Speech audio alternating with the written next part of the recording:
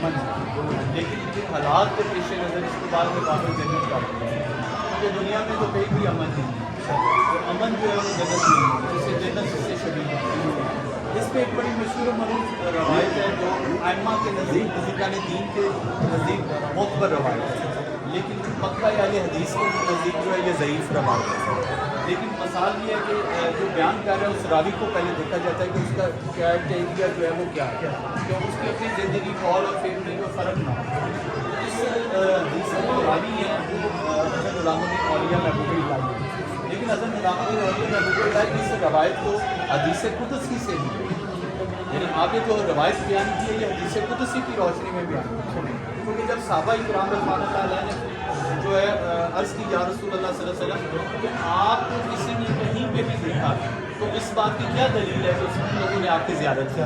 تو حضور سیدنا آقا نبی پاک صلی اللہ علیہ وسلم نے اس پہ کوئی جواب نہیں فرمایا۔ کچھ ٹائم کے بعد آپ نے فرمایا کہ اے میرے صحابہ، اللہ فرما رہا ہے کہ جبریل امین آئے ہیں، اللہ فرما رہا ہے کہ جس نے مجھے دیکھا کسی بھی جگہ پہ، اگر مطلب کوئی دعویٰ کرتا ہے کہ میں نے حضور کو مکے میں دیکھا تو آپ مدینے میں ہیں، اگر آپ مدینے میں ہیں تو اس نے مکے میں آپ کو دیکھا یا دنیا کے کسی ایسے حصے میں دیکھا جہاں حضور نہیں ہیں اور اس نے ظاہری طور پہ آپ کو دیکھ لیا تو اس نے حضور کو ہی دیکھا۔ یہ یعنی دو چیزیں ہمارے ائمہ ہمیشہ بیان کرتے ہیں کہ جو وہی حضرت جبریل علیہ السلام لے کر آتی ہیں اور حضور اس کو اگر فرماتے ہیں کہ یہ قرآن ہے تو وہ قرآن بن جاتا ہے، اور جس وہی کو جو ہے حضور فرماتے ہیں کہ یہ حکم الہی ہے لیکن یہ قرآن نہیں ہے، وہ حدیث قدسی بن جاتا ہے۔ حضرت نظام الدین اولیاء محبوب الہی نے جب اس بہشتی دروازے کا سنگ بنیاد رکھا تو اس حدیث کی بنیاد پہ رکھا کہ قال رسول اللہ صلی اللہ علیہ وسلم ھذا الباب الامن، یہ قرآن پاک کی ایک بڑی مشہور و معروف آیت ہے جس میں ہے کہ یہ اللہ کا گھر جو ہے یہ امن کا گواہ ہے، اسی طرح اس دروازے کو امن کا دروازہ کہا گیا۔ بعد میں حالات کے پیش نظر اسے جنتی دروازہ بنانا ہوا، لیکن جنت تو واقعی ہے اگر ان کی تعلیمات پہ عمل کرے گا اور ان کے راستوں پہ چلے گا اور جو یہاں پہ پہنچ جائے گا اللہ کے ولیوں کے قدموں میں پہنچ جائے گا تو قرآن فرماتا ہے کہ اللہ کے ولی کی جو قبر ہے وہ جنت کے باغات میں سے باہر ہے۔ تو ہم نے لوگوں نے جنت کا کوئی اور کنسیپٹ دیا ہے کہ مطلب اس کی کوئی اور شکل ہے، اصل تو وہ ہے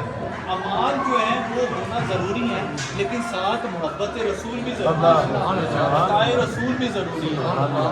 یعنی حضور کی عطا اور عطا دونوں ہونا ضروری ہے۔ غلامان مصطفیٰ ہوں گے تو سب کچھ ملے گا، نہیں تو جو مسجد درار بنانے والے تھے وہ بھی صحابی تھے، وہ بھی صحابی تھے، بارگاہ مصطفیٰ سے دین سنا تھا،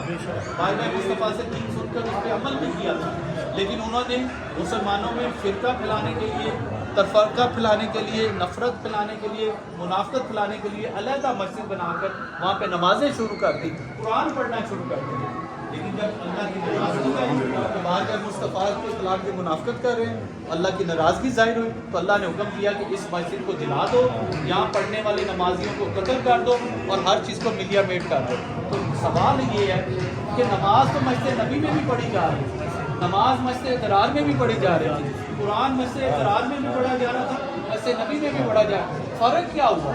ایک طرف فضیلت اور مرتبہ عطا کر دی ہے، دوسری طرف جو ہے جلانے کو اور قتل کرنے کا حکم۔ پتہ یہ چلا کہ جو مسجد نبی میں تھے وہ عاشق رسول تھے، وہ صحابی رسول تھے، جو مسجد درار میں تھے وہ منافق ہو گئے، مرتد ہو گئے، حضور کے خلاف سازشیں کرتے تھے، تو پتہ چلا کہ جو حضور اور ان کی آل کے خلاف سازش کرے ان کا اسلام سے کوئی تعلق نہیں۔ تو حکم ہوا کہ اس مسجد کو جو ہے جلا دیا جائے، نیست و نابود کر دیا جائے، اور مسجد درار کے نام سے آج بھی وہ مقام موجود ہے، اور وہ عبرت ہے کہ یہ دین اگر چاہیے تو اجرت رسول کے بدلے میں چاہیے،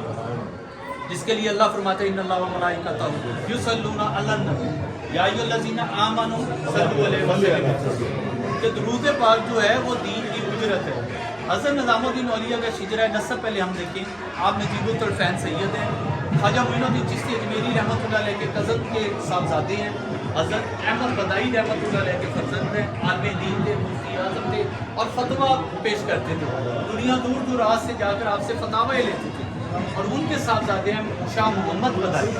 حضرت شاہ احمد کے بیٹے ہیں حضرت شاہ محمد بدائی، جو بارگاہ فرید میں آئے تو نظام الدین اولیاء۔ آپ اس حدیث کو 664 ہجری 5 محرم کو آستان فرید میں بیان کرتے ہیں، من داخلہ ھذا الباب کہ مجھے حضور نے فرمایا کہ جو اس دروازے سے داخل ہوگا وہ امن اور سلامتی کا ہے۔ تو آج تک جو ہے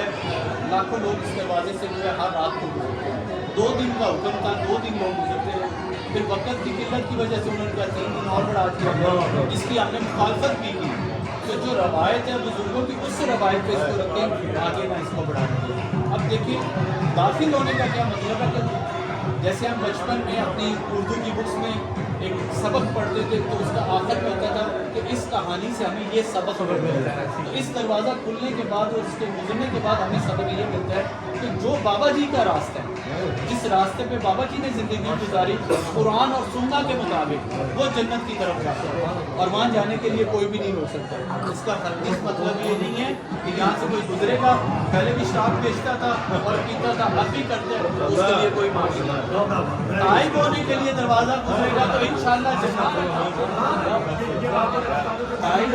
تائب ہونے کے لیے دروازہ گزرے گا تو انشاءاللہ جنت ہے۔ تو وہ تائب تو انسان ہو جائے تو ماں کی خدمت کرے۔